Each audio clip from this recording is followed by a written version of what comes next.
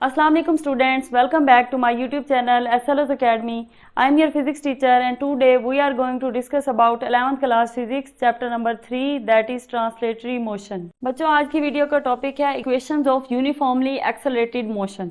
अब uniformly accelerated का क्या मतलब है? इसका मतलब ये है कि यूनिफॉर्म एक्सेलरेशन यानी कि अगर आपकी वेलोसिटी टाइम के साथ साथ कांस्टेंट है। अब वेलोसिटी के कांस्टेंट होने का क्या मतलब है? वेलोसिटी के कांस्टेंट होने का मतलब है क्योंकि वेलोसिटी होता है चेंज इन डिस्प्लेसमेंट, तो आपकी डिस्प्लेसमेंट यानी कि जितना आपका चेंज आ रहा है डिस्प्लेसमेंट के अंदर, जितनी आपकी पोजीशन चेंज हो रही है ऑब्जेक्ट की विद रिस्पेक्ट टू टाइम, वो इक्वल हो। जैसे मैंने पहले वो गाड़ी वाली एग्जांपल दी, तो वो क्या थी, वो गाड़ी कैसे मूव कर रही थी? यूनिफॉर्म एक्सेलरेशन के साथ, क्योंकि वो हर 10 सेकंड में इक्वल डिस्टेंस ट्रेवल कर रही थी। तो इस तरह की मोशन को हम क्या कहते हैं? Uniformly accelerated motion.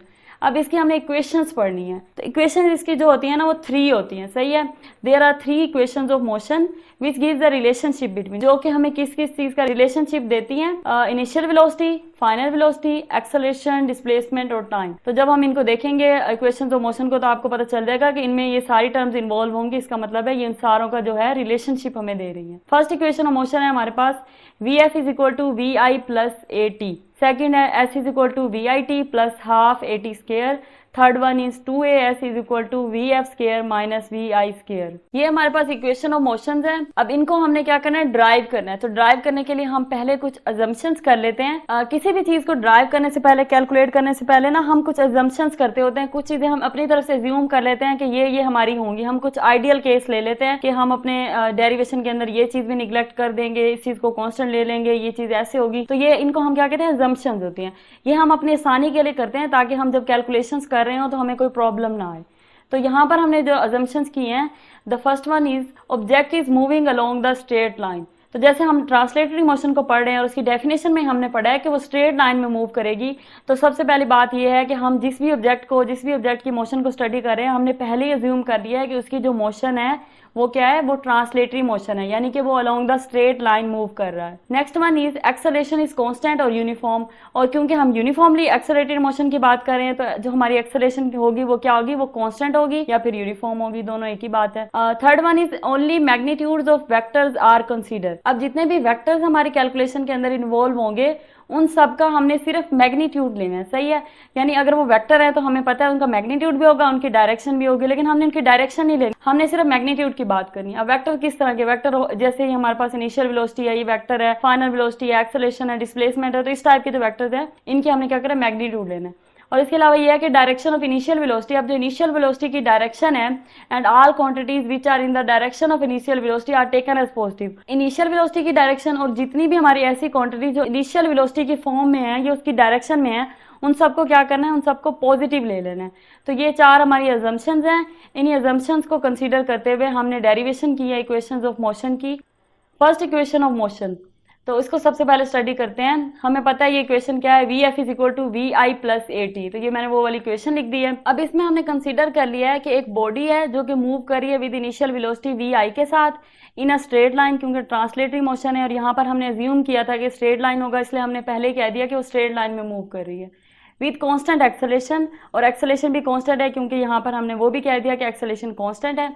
Its velocity becomes V F. अब इसकी वेलोसिटी वी एफ हो जाती है, यानी इसकी फाइनल वेलोसिटी क्या हो जाती है? वी एफ हो जाती है आफ्टर टाइम टी। यानी कि एक बॉडी इनिशियल वेलोसिटी के साथ मूव कर रही थी वी आई के साथ, थोड़ी देर बाद उसकी वेलोसिटी क्या हो गई? वी एफ हो गई कुछ टाइम गुजरने के बाद। अब जो वेलोसिटी और टाइम के दरमियान ग्राफ बनेगा ना, वो हमें क्या करता है? इक्वेशंस ऑफ मोशन की डेरिवेशन, इक्वेशन ऑफ मोशन के बारे में इंफॉर्मेशन देता है। अब जो फर्स्ट इक्वेशन ऑफ मोशन है, इसके लिए आपने एक बात याद रखनी है कि slope of line A B is equal to A, यानी कि हमारे पास एक स्लोप आ रहा है यहाँ पर, इसे हम डिस्कस करते हैं कि ये डायग्राम कैसे है।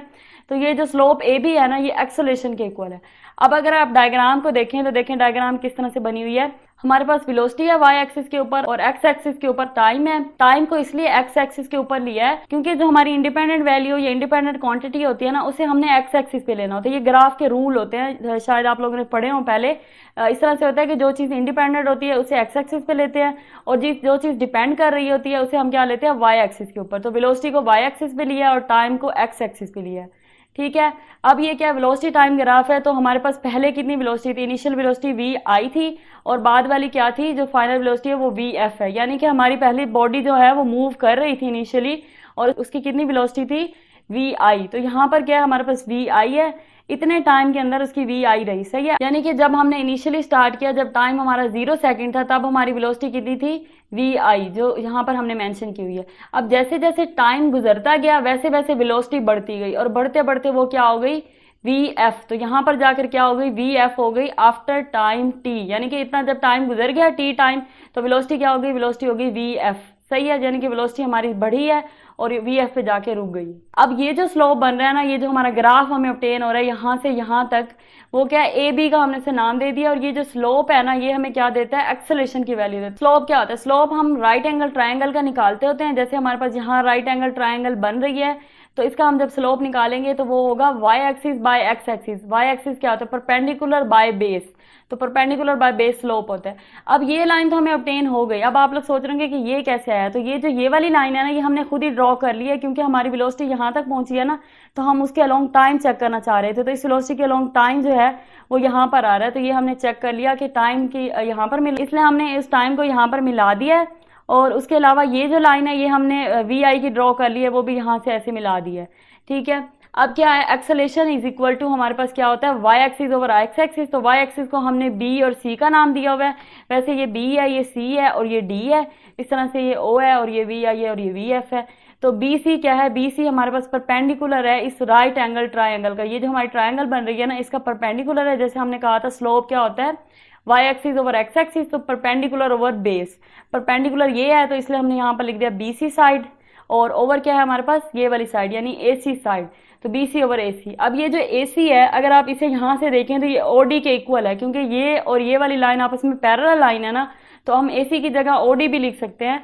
इसलिए हमने बाद में क्या किया, ए सी को क्या लिख दिया, ओ डी। अब हमने क्या करना है, बी सी को भी रिप्लेस करना है। बी सी को क्यों रिप्लेस करना है, क्योंकि हमारे पास ना बी सी के लिए कोई रिप्रेजेंटेशन नहीं है। अगर आप इस डायग्राम को गौर से देखें तो जो हमारे पास बी डी है, ये जो पूरी लाइन है, ये इसके पैरेलल है, ये इस लाइन के पैरेलल है ओ और वी एफ के। तो हम कह सकते हैं कि बी डी हमारे पास पूरा क्या है, ये वी एफ है, फाइनल वेलोसिटी है, सही है। और जो हमारे पास सी डी है वो क्या है, वो है ओ से क्या है, वी आई तक। तो सी डी हमारे पास क्या है, इनिशियल वेलोसिटी है।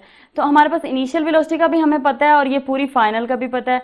लेकिन जो सिर्फ ये वाला पोर्शन है ना, वी आई और वी एफ के दरमियान, इसकी हमारे पास कोई भी रिप्रेजेंटेशन नहीं है। तो बी सी के लिए हमारे पास कोई भी रिप्रेजेंटेशन नहीं है। अगर हमने बी सी के लिए निकालनी है तो क्या हम ऐसा कर सकते हैं कि B D minus C D, यानी इस पूरे पोर्शन में से अगर ये वाला पोर्शन निकाल दें, इस पूरे में से अगर ये वाला निकाल दें तो क्या ये बचता है। अगर आप इसे एक एग्जांपल से समझें कि फॉर एग्जांपल ये जो पूरी हाइट है ये 10 सेंटीमीटर है, और आपके पास जो ये सी डी है ये 3 सेंटीमीटर है। तो अगर मैं आपसे कहूं कि आप बी सी की वैल्यू निकालें, यानी बी डी की मैंने आपको बता दी कि बी डी 10 सेंटीमीटर है और सी डी क्या है, ये 7 सेंटीमीटर है। तो बी सी क्या होगा, तो आप क्या करेंगे, 10 माइनस क्या करेंगे, 7। तो ये वाला 7 आई, अगर 10 में से आप सब्ट्रैक्ट करें तो आपके पास ये वाली चीज आ जाएगी ना, और ये क्या आएगी 3। तो इसी तरह से हमने किया है कि बी डी जो है अगर उसमें से सी डी माइनस करें तो बी सी आ जाता है। तो बी डी को अगर सी डी में से माइनस करें तो बी सी आता है। इसलिए बी सी की जगह क्या किया, B D minus C D, और ए सी की जगह ओ डी लिख दिया, क्योंकि वो दोनों पैरेलल लाइंस हैं। अब जो बी डी है वो किस चीज को रिप्रेजेंट कर रही है, वो वी एफ को कर रही है। जैसे पहले मैंने आपको बताया कि ये पूरा जो है वो हमारे पास वी एफ को रिप्रेजेंट कर रहा है, और जो सी डी है वो वी आई को कर रही है, क्योंकि ये सी डी और ये जो ये देखें यहाँ से वी आई को रिप्रेजेंट कर रहा है। और जो ओडी है, ओडी कौन सी लाइन है, ये वाली लाइन है, तो ये क्या कर रही है, टाइम को रिप्रेजेंट कर रही है। तो हम इनकी जगह साइड की जगह ये इस तरह से पुट कर देते हैं इनकी ये वाली वैल्यूज। तो क्या हो जाएगा, acceleration is equal to V F minus V I divided by T.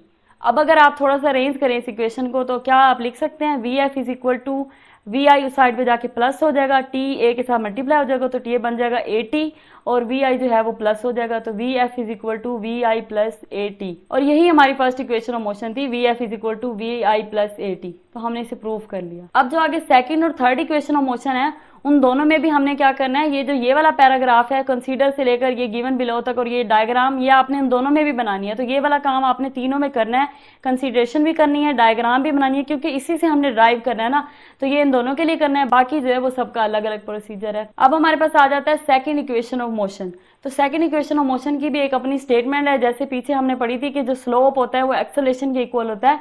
इसी तरह सेकंड इक्वेशन ऑफ मोशन में ये है कि जो टोटल डिस्टेंस है ना वो इज इक्वल टू है total area under the graph. यानी ये जो हमारा ग्राफ बन रहा है, ग्राफ क्या है, ये ए बी जो लाइन बन रही है इसके अंडर यानी कि इसके नीचे ये जो सारा एरिया है, ये एरिया किसके इक्वल है, हमारे पास टोटल डिस्टेंस के इक्वल है।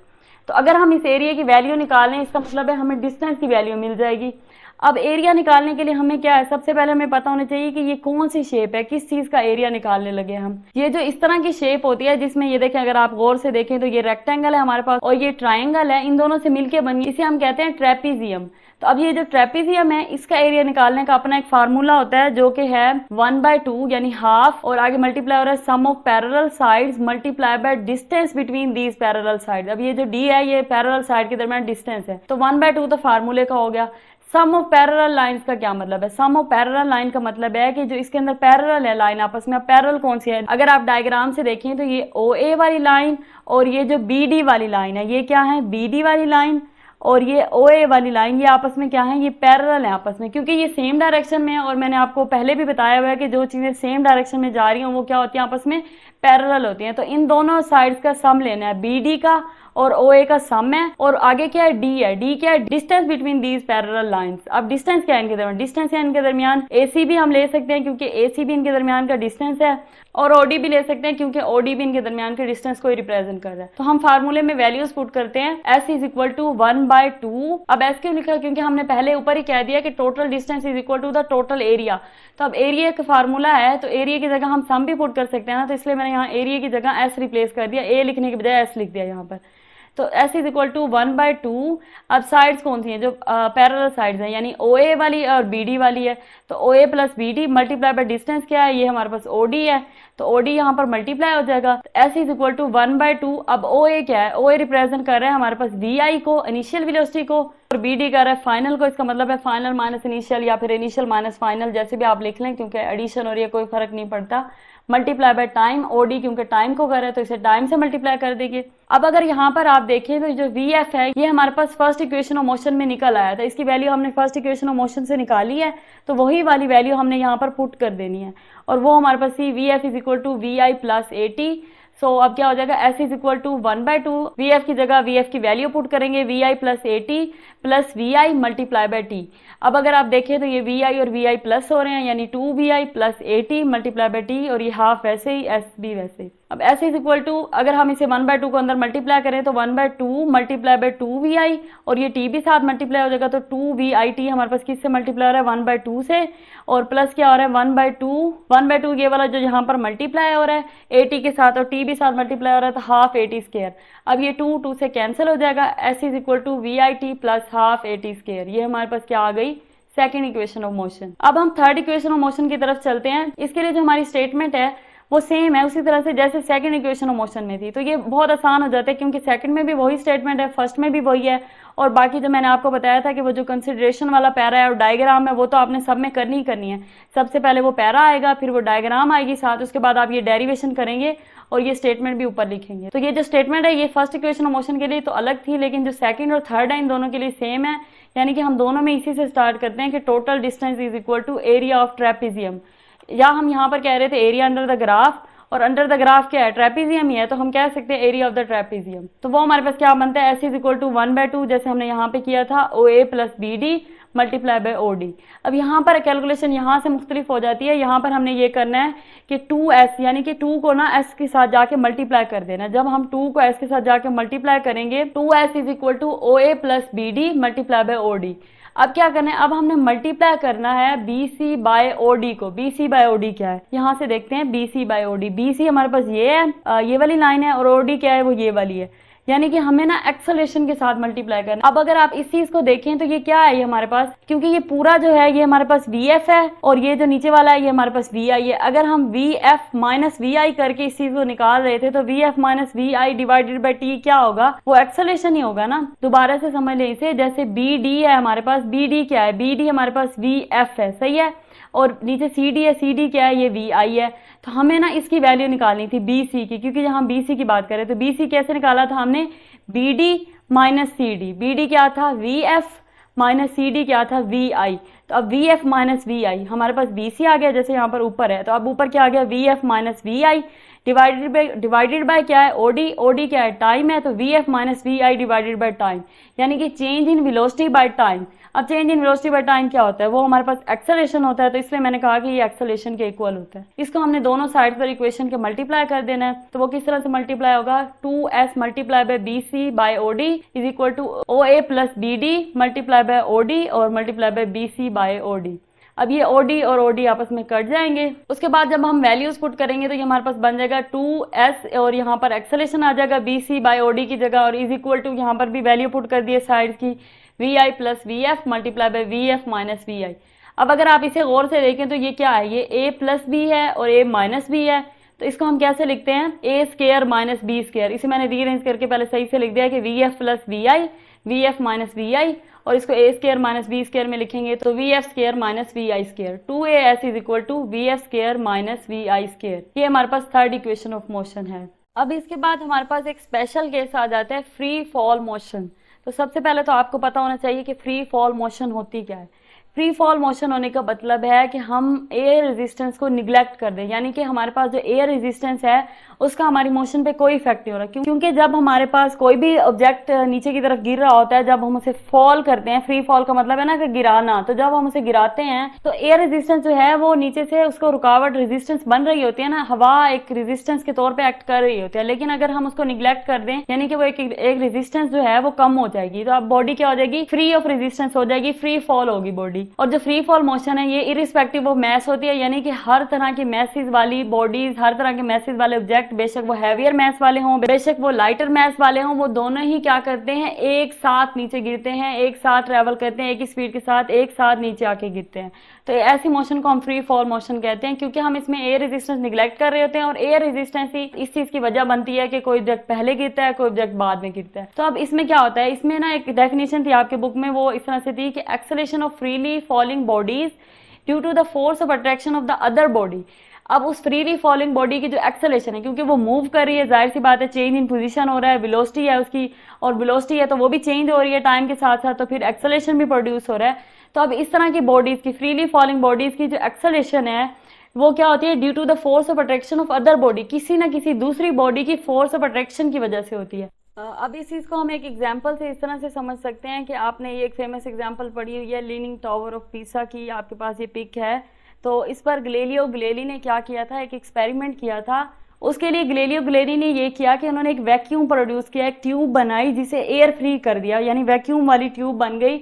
अब उनके अंदर उन्होंने दो ऑब्जेक्ट्स गिराए, जिसमें एक ज्यादा मैस वाला था और एक कम मैस वाला था। तब उन्होंने ये ऑब्जर्व किया कि वो दोनों ऑब्जेक्ट्स जो हैं वो एट द सेम टाइम जमीन को टच करते हैं। उसकी रीजन ये थी क्योंकि उनको जो चीज खींच रही है, जैसे हमने यहाँ पर बात की फोर्स ऑफ अट्रैक्शन की, तो जो चीज खींच रही है वो दोनों को एक ही जैसी फोर्स लगा रही है, इसलिए वो दोनों एक ही टाइम में नीचे गिरे। अब वो जो फोर्स ऑफ अट्रैक्शन है वो कहाँ से आ रही है, अब वो जाहिर सी बात है वो जमीन से आ रही है, क्योंकि हमने इसे एयर फ्री कर दिया है। तो अब जो एयर रेजिस्टेंस वाला फैक्टर है वो तो निगलेक्ट हो गया। अब हमारे पास एक ही चीज बचती है, वो है अर्थ, क्योंकि अर्थ हमें पता है चीजों को अपनी तरफ खींचती है ड्यू टू इट्स ग्रेविटी। तो अब वो जो ग्रेविटी है वो कॉज कर रही है, क्या कर रही है, उन दोनों चीजों को नीचे ले आने का। तो अब वो क्योंकि इरिस्पेक्टिव ऑफ मैस होती है, ये बात आपने याद रखनी है कि ग्रेविटी किसी भी चीज के मैस पे डिपेंड नहीं करती, वो सिर्फ क्या करती है, वो सिर्फ चीजों को खींचती है इरिस्पेक्टिव ऑफ द मैस। तो अगर कोई भारी चीज हो, हल्की चीज हो, ग्रेविटी एक ही जितनी फोर्स लगा रही है, इसलिए वो दोनों चीजें, वो दोनों ऑब्जेक्ट, जो एक हैवियर मैस का था और एक लाइटर मैस का था, दोनों एट द सेम टाइम जमीन को टच करते हैं आके। तो इनको क्या कहेंगे हम, ऐसी मोशन को कहेंगे हम free fall motion. The acceleration of freely falling bodies, और इन बॉडीज की जो एक्सेलरेशन होती है due to the force of attraction of other body. अब अदर बॉडी क्या है हमारे पास, यहाँ पर अर्थ है, तो अर्थ की अट्रैक्शन की वजह से जो इनमें एक्सेलरेशन प्रोड्यूस हो रही है, क्योंकि अब एक ही चीज है, अर्थ की जो ग्रेविटेशन एक्सेलरेशन है वही इनके अंदर एक्सेलरेशन प्रोड्यूस कर रही है। तो इस एक्सेलरेशन को हम क्या कहते हैं, एक्सेलरेशन ड्यू टू ग्रेविटी, यानी कि वो एक्सेलरेशन जो ग्रेविटी की वजह से प्रोड्यूस हो रही है। अब इसको कैसे डिनोट करेंगे, इट इज डिनोटेड बाय जी। ए के बजाय हम जी से डिनोट करते हैं, क्योंकि ये ग्रेविटेशनल एक्सेलरेशन है तो जी से डिनोट करते हैं, और इसकी वैल्यू होती है 9.8 मीटर पर second square, directly towards the centre of earth. Earth जो है सारी चीजों को अपने सेंटर की तरफ खींचती है, इसलिए इसकी डायरेक्शन क्या होती है, टूवर्ड द सेंटर होती है। अब हमने क्या किया, एस को हम एच से रिप्लेस कर देते हैं, ए को जी से, क्योंकि एस जो है डिस्टेंस है वो हमारा हाइट की सूरत में कवर होगा। अब जाहिर सी बात है फ्री फॉल है, कहीं ना कहीं से ऑब्जेक्ट ने गिरना है, तो उसने कोई हाइट कवर करनी है ना, तो डिस्टेंस क्या है, in the form of height है। और एक्सेलरेशन क्योंकि ड्यू टू ग्रेविटी है और उसे हमने जी से डिनोट किया है, तो एक्सेलरेशन की जगह हम क्या पुट कर देंगे, डी। तो अब हमारी जो इक्वेशंस ऑफ मोशन है वो free fall motion, free fall body के लिए या फ्री फॉल मोशन के लिए क्या बन जाएंगी, V F is equal to V I plus, पहले हमारे पास था ए टी, अब हो जाएगा जी टी, क्योंकि हमारे पास एक्सेलेरेशन यहाँ पर क्या हो गई, ग्रेविटेशनल एक्सेलेरेशन हो गई, तो जी पुट कर देते हैं। दूसरी इक्वेशन ऑफ मोशन हमारे पास होती है S is equal to V I T plus half A T square. तो अब हमने क्या करना है, एस की जगह एच पुट कर देना है और ए की जगह जी पुट कर देना है। तो अब ये बन गई H is equal to V I T plus half G T square. ये सेकेंड इक्वेशन ऑफ मोशन होगी। अगर हम थर्ड की बात करें तो वो हमारे पास होती है two A S is equal to V F square minus V I square. तो ए की जगह जी पुट कर देना है, एस की जगह एच पुट कर देना है, तो ये हो जाएगी two G H is equal to V F square minus V I square. ये हमारे पास तीनों इक्वेशन ऑफ मोशन हो गई फॉर फ्री फॉल बॉडी या फ्री फॉल मोशन के लिए। ये था बच्चों आज का हमारा लेक्चर। आई होप आपको लेक्चर समझ आ गया होगा। अगर कोई कंफ्यूजन हो तो आप कमेंट सेक्शन में लाजमी बताइएगा, हम दोबारा डिस्कस कर लेंगे। Thank you so much.